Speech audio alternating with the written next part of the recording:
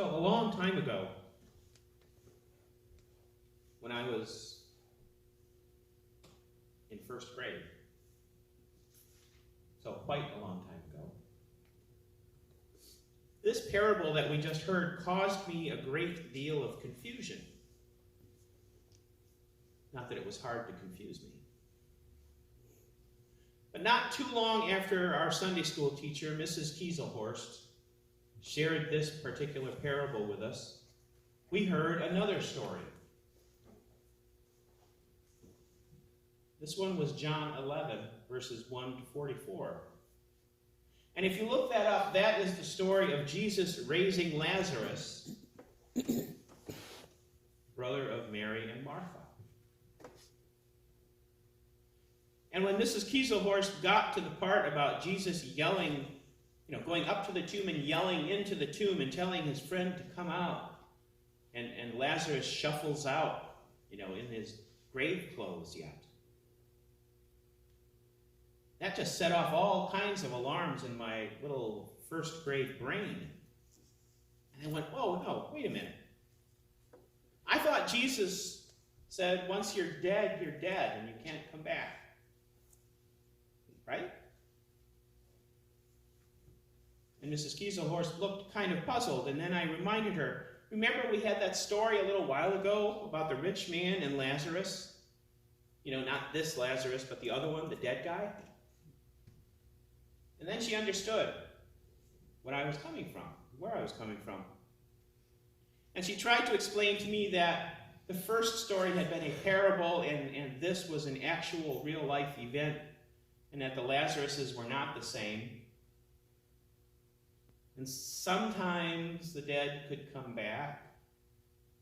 And finally I just said, oh, okay, whatever. But I couldn't help thinking that the Bible was trying to put something over on us. Now, in my defense,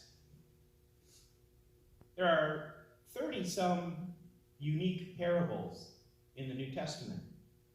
And out of all those 30-some parables, only one actually names a character. In all the rest, we just have this continuous parade of anonymous characters. But in this particular parable, and only this one, does someone get a name? And as luck would have it, that name stuck with me when I heard it repeated again in a different context. And of course, as far as getting a name, nothing that Jesus did was accidental. Nobody else is named in any other parable, but here Jesus did choose to name him. And it was to make a point. Consider, in the social context of that time, in that place, the homeless beggar was a mess. He didn't have a penny to his name. He was starving. He was infested with oozing sores. He was the kind of guy whose life was worth literally nothing in that society. He spent his days begging for enough food to prolong his miserable life one more day. So he was a social cipher. He was a zero. He wasn't just marginalized, he was never even on the page. And the rich man, the one who lived the high life while the beggar slowly starved to death outside his gate, he was somebody. He was a wealthy man. Jesus tells us in the parable that he was from a family of wealthy men. And from the clues we hear in the story, it was a family of men whose only gods seemed to be money and power, and who would never, ever deign to notice a beggar, except maybe if they broke stride to step over him. So obviously, in the social standings of the day, The rich man was a man of consequence. Somebody who mattered, a man to be reckoned with. And yet, who does Jesus choose to name? This time, above every other time, in 3 years' worth of parables, who does Jesus choose to name? The beggar. The nothing. The zero. Jesus names him Lazarus. It's derived from the Hebrew Eleazar. And it roughly translates to God has helped. So by naming him, Jesus makes his first statement in this parable. Because of these two men, only one deserved to have a name. Of these two men, only one was truly of consequence. So much consequence that he would bear the name God has helped. Of these two men, one enjoyed a life of indulgence and ignorance. The other, a life of suffering and shame. And it was that one whom God embraced. It was that one who would get a name, and it was that one who would go on to eternal life.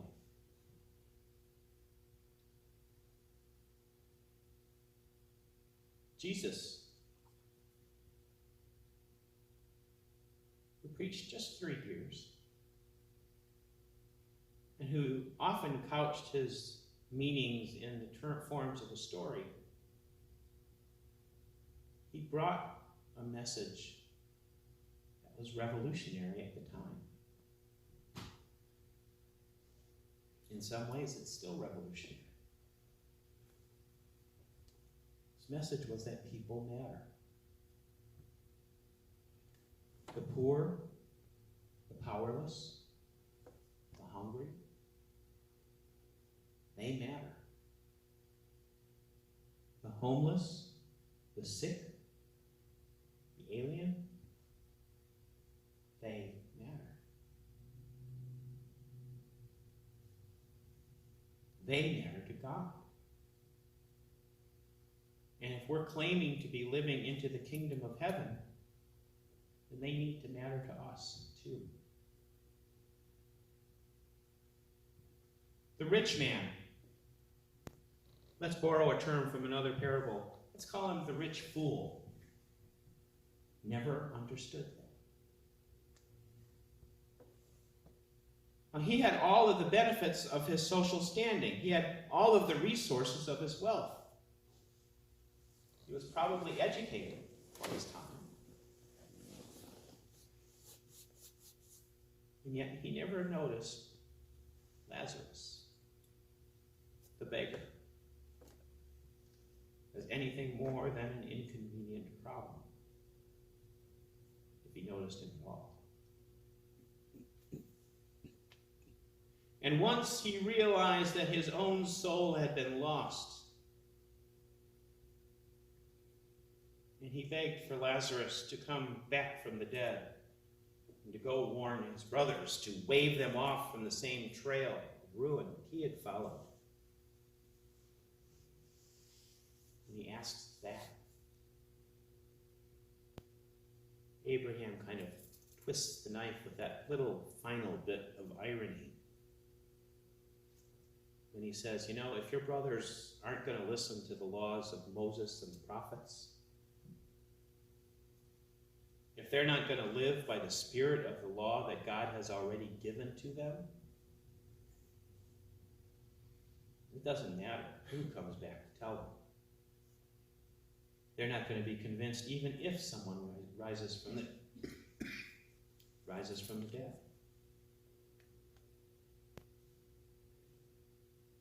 Harsh words, but not really surprising. It's not like God suddenly raised the bar on everybody.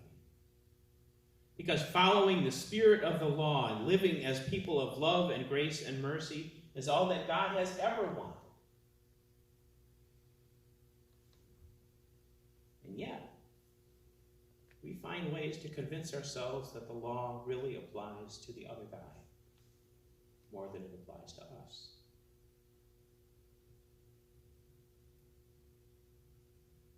You know, it's tradition to say that the fall of man came about when Eve made some poor dining choices back in the Garden of Eden. But to me, the real fall of man came when God came looking for Abel.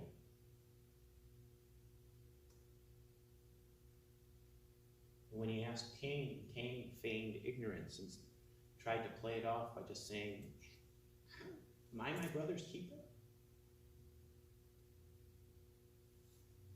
And we've been doing that in one form or another ever since. And that just can't go on anymore. One example. If you've watched news or read a paper, you might be aware of this already. But I noticed it really stood out in the last few weeks. When people look at the homeless problem in California, you know, they have these tent cities that are set up now in some of the larger cities in California. People look at that and they deplore what they see. They say, that's a public health hazard. It's an eyesore. It's a drain on city services. It's terrible.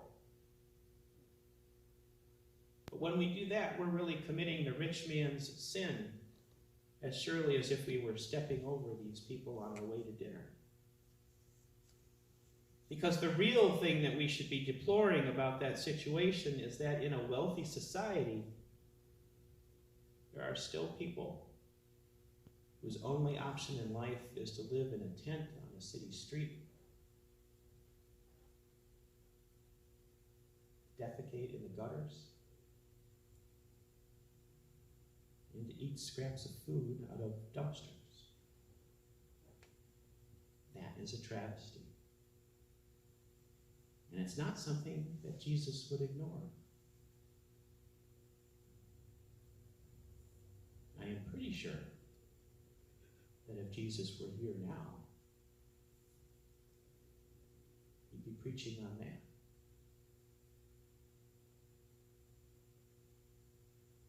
And I'm pretty sure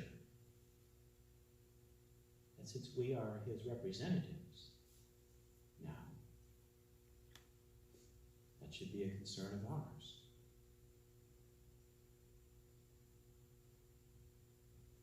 Because I can imagine this conversation. Time comes, years down the road. The time comes when we finally go on to meet our Maker. When we find ourselves standing before the gates of heaven. And there's Jesus. And he's got his clipboard. And as you come up to the gate, he looks at the clipboard and he says, "So, you've been a faithful disciple?" And you say, "I sure have. I attended church almost every week. Kept up on my pledge. I served on committees, even when I didn't want to. Hardly ever swore, except at, Packer games." And you're thinking to yourself as you're saying that, "Yeah, so far so good."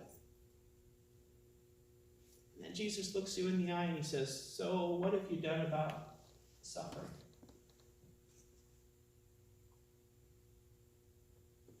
What have you done about the hungry, the abandoned, the lost?"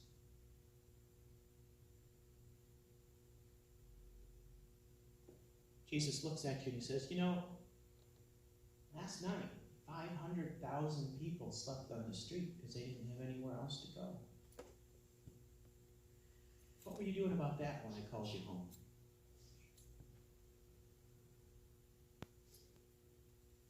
What would our answer be? The nameless rich man didn't have a good answer. Do we?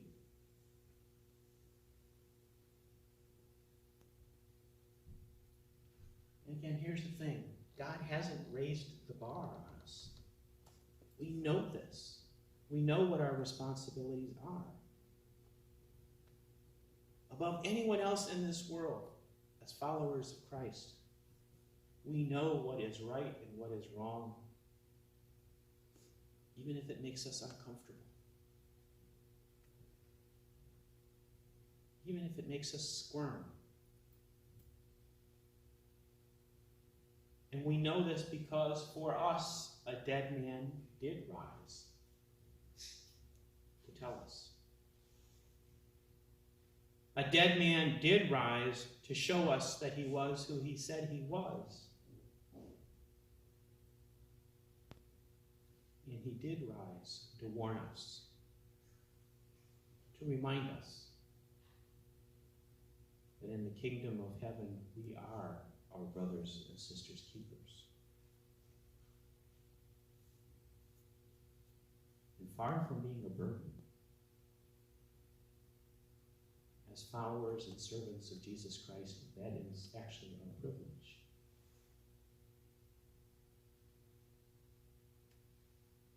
It's one we need to live into.